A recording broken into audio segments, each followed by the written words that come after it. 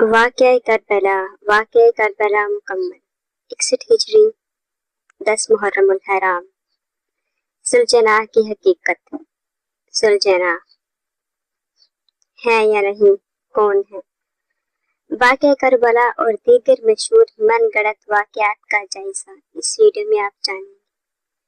محترم قارئین اور سامعین کرام، بہت سے مصنفین نے کچھ واقعات بغیر تحقیق کیے لکھے، خطیب حضرات نے بیان کیے اور عوام میں پھیلا دیے، مگر بہت ہی کم لوگوں نے حق اور سچ بیان کیا۔ حق و سچ بیان کرنے کی کوشش کی۔ فقیر چشتی کافی عرصے سے کبھی کبھی لکھتا رہا ہے۔ اس مضمون میں کچھ بکھرے ہوئے حقائق ترتیب دے کر پیش کرنے کی کوشش کی گئی ہے۔ فقیر چشتی ایک مرتب کی ہے، اہل علم مزید تحقیق فرمائے۔ جزاکم اللہ خیرا کثیرا، آمین۔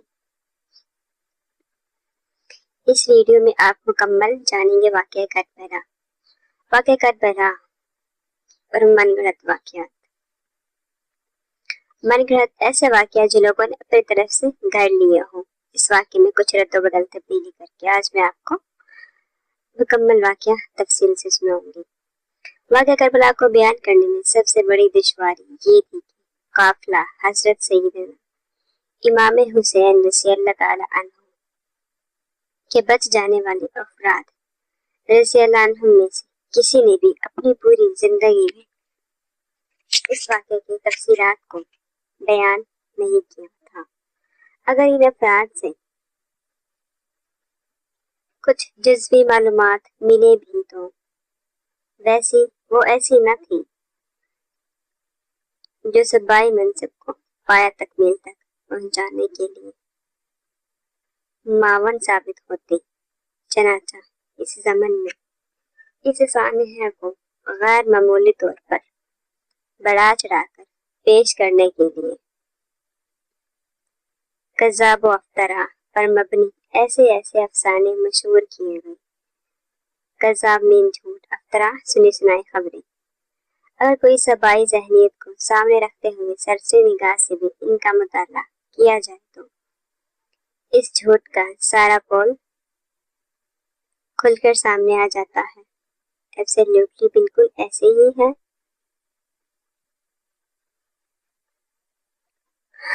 ابراہیم و محمد ابنان مسلم بن عقیل رضی اللہ عنہ کی شہادت۔ ایسا ہی ہے آج کل، جو لوگ سنتے ہیں اسے فوراً سے آگے بتا دیتے ہیں بغیر تحقیق کیے۔ ابراہیم و محمد رضی اللہ عنہما کو کوفہ جاتے ہوئے رستے میں شہادت کا واقعہ بالکل من گھڑت ہے۔ تاریخ کی کسی بھی معتبر کتاب سے یہ واقعہ مذکور نہیں ہے۔ امام مسلم کے بچوں کا افسانہ سب سے پہلے عاصم الکوفی نے اپنی کتاب الفتوح میں لکھا، مگر اس نے بھی صرف ان کے قیدی ہونے کو بیان کیا۔ حسین کاشفی نے روضۃ الشہداء میں ان کی شہادت کا شوشہ چھوڑا۔ یہی اولین ماخذ ہیں، یعنی اخذ کرنے والے، جس میں ابراہیم و محمد کی شہادت کا بیان ہے، جس افسانے کو خود معتبر شیعہ مصنفین نے بھی بے بنیاد قرار دیا اور رد کر دیا، تو اسے کیوں کر کوئی سچ مانے؟ بالکل نہیں مان سکتے۔ ترجمہ: امام مسلم رضی اللہ عنہ کے صاحبزادگان کی شہادت کا پہلا واقعہ پہلی کتابوں میں نہیں ہے۔ سب سے پہلے عاصم الکوفی نے اس واقعے کو بیان کیا، مگر اس نے صاف لکھا ہے کہ امام مسلم رضی اللہ عنہ کے دونوں صاحبزادے محمد و ابراہیم کربلا میں بھی تھے، لیکن دیگر اہل بیت رضی اللہ عنہم کے ساتھ ابن زیاد کے ہاتھوں گرفتار ہوئے۔ शहादत की बात सबसे पहले हुसैन काशफी ने रोज़त शहादा में नकल फरमाई और मैंने भी इसी से नकल करके ये वाक़या लिखा। लेकिन सच्ची बात ये है कि निहायत गैर मोतबर वाक़या है। मज़ीद तफसील के लिए मीज़ान अल-किताब सफ़ा 710 ta 707 मुताला कर लीजिए, बखूबी आपको इल्म हो जाएगा। जुलजना का किस्सा। जुलजना का किस्सा भी बातिल है। हजरत इमाम हुसैन रज़ियल्लाहु अन्हु के साथ सफर करबला में खुद घोड़ा साबित नहीं है तो जुलजना क्यों कर कैसे साबित हो सकता है?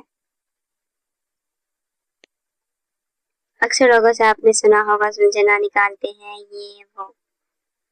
मिर्जा तकी शैया लिखता है कि जुलजना के नाम दाश्ता बाशद दरहीज कुतब अहदीस अखबारों तवारीख मोतबर नदीदा अम्मो जुलजना दर हकीकत लकब शिमर बसर अस्तो व असब हीज नाम नशीदा शिया किताब नासिख तवारीख। तर्जमा ये जो लोगों ने इमाम हुसैन अलैहिस्सलाम को जुलजना नामी घोड़ा मशहूर कर रखा है, ऐसा हरगिज़ नहीं। मुझे तो ये नाम हदीस तारीख और अखबारी कुतब कहीं भी नहीं मिला है। हकीकत तो ये है कि शिमर जो शिमर था, शिमर बिन लहिया नामी शख्स, ये उसका लक़ब था। जुलजना ना कि किसी घोड़े का नाम था। जो शिया हज़रात या जो कोई भी कहते हैं वो झूठ बांधते हैं, जो सरासर झूठ और गलत और वाज़ेह है। जब हज़रत इमाम हुसैन रज़ियल्लाहु अन्हु मदीना से रवाना हुए तो आप घोड़े का कहीं भी नामो निशान नहीं था, बल्कि आप ऊँटनी पर सवार थे। ऊँटनी पर ही रवाना हुए और जुलजना तो जो शिमर था, शिमर नाम एक शख्स उसका लक़ब था। फहाखिस मोहम्मद बिन खनफिया यानी इमाम हुसैन रज़ियल्लाहु अन्हु के भाई हजरत मोहम्मद बिन हनफिया रज़ियल्लाहु अन्हु ने ऊँटनी का महार पकड़कर आपको रोकना चाहा। शिया किताब की ज़बे अजीम सफ़ा बहवाला 165 मक्तल अबू मुखन्नफ।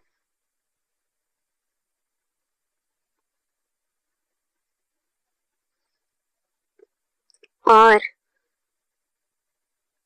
ये हवाला जात इसीलिए अर्ज किए जा रहे हैं ताकि जिन लोगों को शक व शबहत हो वो आसानी इनका मुताला कर सके और अपने मालूमात में इजाफा करे।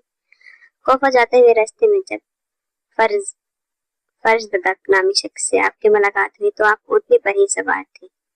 फकाल अस्सलामु अलैकुम। इमाम हुसैन ने कोफा जाते हुए रास्ते में चंद लम्हे फर्ज ददक से मुलाकात की और हाल अहवाल पूछा और अस्सलामु अलैकुम कहकर चल दी। इमाम हुसैन जब करबला पहुंच गए तो भी ऊँटनी पर ही सवार थे। इमाम हुसैन ने फरमाया, ये करबला है जो दुखों की जगह है, ये हमारी ऊँटनियों के बैठने की जगह है और ये हमारे कजावे रखने की जगह है और ये हमारे मर्दों की शहादत गाह है। कश्फुल गमा दौरान जंग हजरत इमाम हुसैन रज़ियल्लाहु अन्हु ने जो खुतबा दिया, इसी वक्त भी आप ऊँटनी पर सवार थे। यानी जब हजरत इमाम हुसैन आखिर में तन्हा रह गई तो ऊँट पर सवार होकर लोगों की तरफ तवज्जो हुई और बुलंद आवाज में लोगों को खुतबा दिया जिसे लोग सुन रहे थे। हजरत इमाम हुसैन रज़ियल्लाहु अन्हु मदीना से चले तो मसनाद नामी ऊँटनी पर सवार थे। रास्ते में फर्ज तक से मिले तब भी उठने पर और करबला पहुंचे तब भी उठने पर सवार थे। आखिर में खुतबा दिया तब भी